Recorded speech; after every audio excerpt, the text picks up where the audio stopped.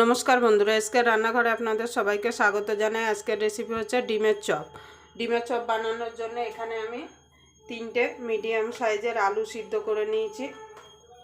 এখানে আমি 3টে ডিম সিদ্ধ করে নিয়েছি। আপনাদের যতগুলো লাগবে আপনারা ততগুলো ডিম সিদ্ধ করে নেবেন।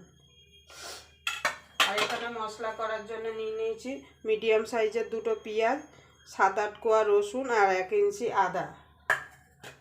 এবার আমি একটা মশলা বানিয়ে নেব। তার জন্য গ্যাসটা ধরিয়ে কড়াইটা বসিয়ে দেব।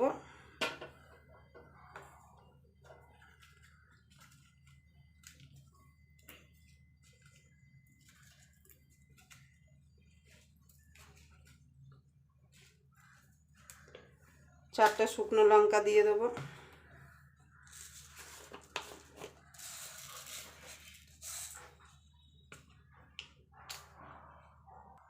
দুটো এলাচ, একটা দারচিনি দিয়ে দেবো।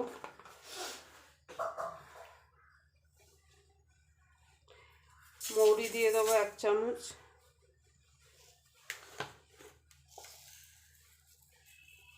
গোটা জিরে দিয়ে দেবো 1 চামচ।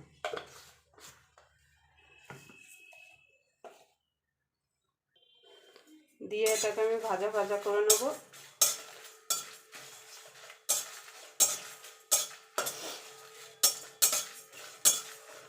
মশলাটা খুব ভাজাও হবে না, আবার কাঁচা কাঁচাও থাকবে না। মশলা থেকে সুন্দর একটা গন্ধ বেরালে তখন আমি মশলাটাকে নামিয়ে নেব। দেখুন বন্ধুরা, আমার মশলাটা ভাজা ভাজা হয়ে গেছে। এবার আমি নামিয়ে নেব।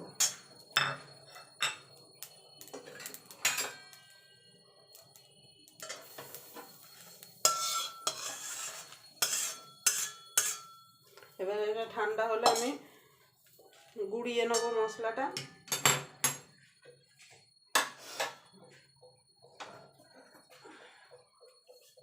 আমি এখানে পেঁয়াজ, আদা, রসুনটা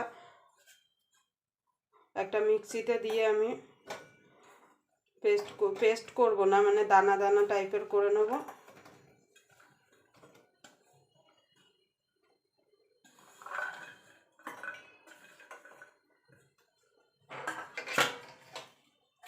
এখানে আমি 7-8টা কাঁচা লঙ্কা দিচ্ছি। ঝালটা আপনাদের স্বাদ অনুযায়ী দেবেন, যে যেমন ঝাল খেতে পছন্দ করেন।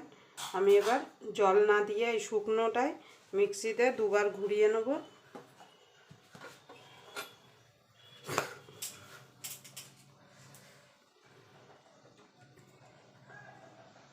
দেখুন বন্ধুরা, মশলাটা আমার দানা দানা পেস্ট করা হয়ে গেছে। এই আলুটাকে আমি এটা গ্রেটের সাহায্যে গ্রেট করে নেব, যাতে আলুতে কোনো দানা দানা ভাব না থাকে।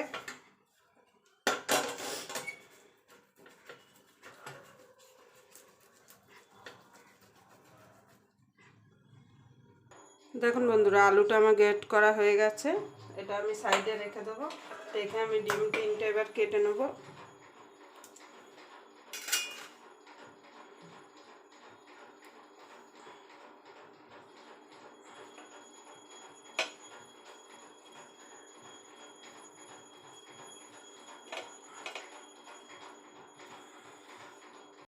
আমার ডিম 3টে কাটা হয়ে গেছে। এবার ডিমের মধ্যে দিয়ে দেবো একটু গোলমরিচ গুঁড়ো,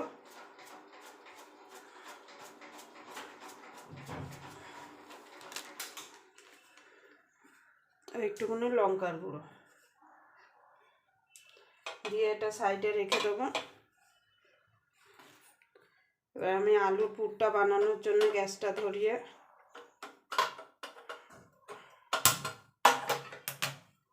কড়াইটা বসিয়ে দেবো।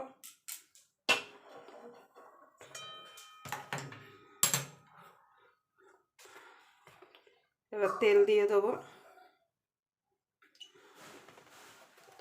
তেলটা গরম হলে যে আমি মিক্সিতে যে মশলাটা হাফ কুটে রেখেছিলাম সেটা দিয়ে দেবো। দেখুন বন্ধুরা, তেলটা গরম হয়ে গেছে। এবার আমি মশলাটা দিয়ে দেবো। আদা, রসুন, পেঁয়াজ, কাঁচা লঙ্কা যেটা আমি পেস্ট করে রেখেছিলাম সেটা দিয়ে এটাকে আমি একটু নাড়াচাড়া করে নেবো যতক্ষণ আদা রসুন পেঁয়াজের কাঁচা গন্ধটা না চলে যাওয়া পর্যন্ত।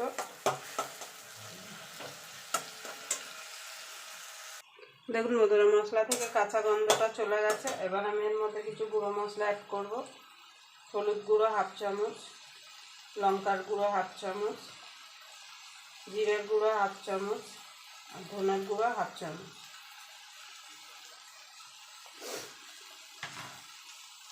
দিয়ে এটাকে ভালো করে কষিয়ে নেব।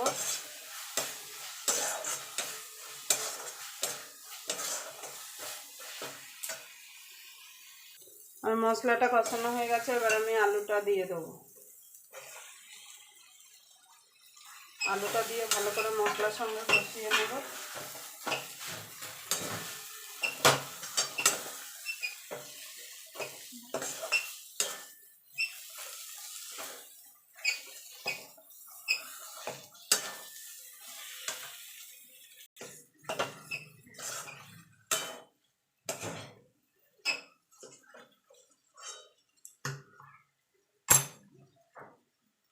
স্বাদ মতো লবণ দিয়ে দেবো।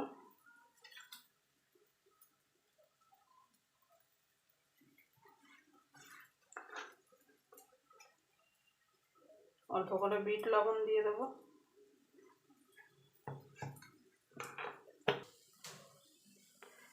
ভাজা মশলাটা যেটা করে রেখেছিলাম সেটা দিয়ে দেবো 2 চামচ।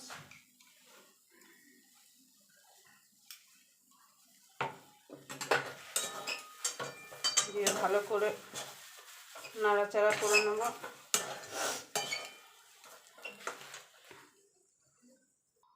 এবার আমি ধনেপাতা দিয়ে নামিয়ে দেবো।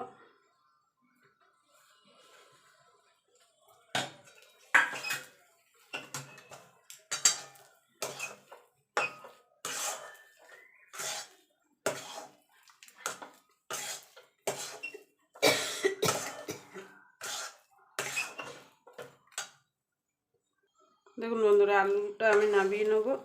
এবার ঠান্ডা হলে আমি তারপরে ডিমের চপগুলো গড়ে নেব।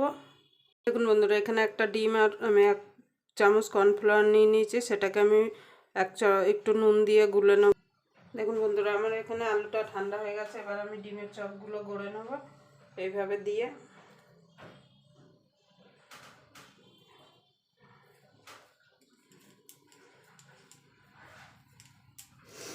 এইভাবে আমি ডিমের চপগুলো সব গড়ে নেব।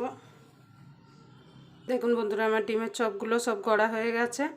এখানে আমি বিস্কুটের গুঁড়ো নিয়ে নিয়েছি, এর মধ্যে একটুখানি লবণ দিয়ে দেবো। দিয়ে ভালো করে মাখিয়ে নেব। মাখিয়ে আমি একটা করে ডিমের গোলায় চোবাবো। দিয়ে এবার ব্রেড ক্রাম্ব দিয়ে বিস্কুটের গুঁড়োর মধ্যে দিয়ে এইভাবে আমি কোট করে নেব। দেখুন বন্ধুরা, একটা হয়ে গেছে। এইভাবে আমি সব ডিমের চপগুলো গড়ে নেব। দেখুন বন্ধুরা, এখানে আমি একবার কোট করছি, আপনারা চাইলে 2 বার কোট করে নিতে। দেখুন বন্ধুরা, আমার ডিমের চপগুলো সব গড়া হয়ে গেছে। এদিকে আমি কড়াইতে তেল বসিয়ে দিয়েছি, তেলও আমার গরম হয়ে এসছে। এবার আমি ডিমের চপগুলো একটা একটা করে ছেড়ে দেবো। আপনারা যখন দেবেন তেলটা একদম খুব গরম করে ফেলবেন না, তাহলে কিন্তু উপর থেকে পুড়ে যাবে, ভেতরে কাঁচা থেকে যাবে।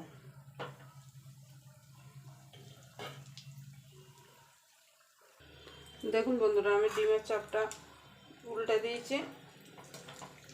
ভালো করে আমি ভেজে ডিমের চপটা তুলে নেব। আপনারা যখন ডিমের চপটা ভাজবেন অবশ্যই আঁচটা মিডিয়ামে রেখে তবে ডিমের চপটা ভাজবেন, না হলে কিন্তু গ্যাস জোরে দিলে কিন্তু ডিমের চপটা ভাজা ভালো হবে না। যদি আমার এই ডিমের চপের রেসিপিটা আপনাদের ভালো লেগে থাকে তাহলে অবশ্যই একটা লাইক করবেন। আর যারা আমার চ্যানেলটা এখনও সাবস্ক্রাইবার করেনি প্লিজ সাবস্ক্রাইবার করে নেবেন। আর পাশের বেল আইকনটি অবশ্যই বাজিয়ে নেবেন, আমি যখন নিত্য নতুন রেসিপি আপলোড করব সবার আগে পাওয়ার জন্য। দেখুন বন্ধুরা, এগুলো আমার ভাজা হয়ে গেছে, আমি সব তুলে নেব। এইভাবে আমি বাকি ডিমের চপগুলো ভেজে নেব। দেখুন বন্ধুরা, আমার ডিমের চপগুলো সব ভাজা হয়ে গেছে। আবার আপনাদের সঙ্গে কোনো নতুন রেসিপি নিয়ে দেখা হবে। ততক্ষণ পর্যন্ত আপনারা সুস্থ থাকবেন, ভালো থাকবেন। নমস্কার।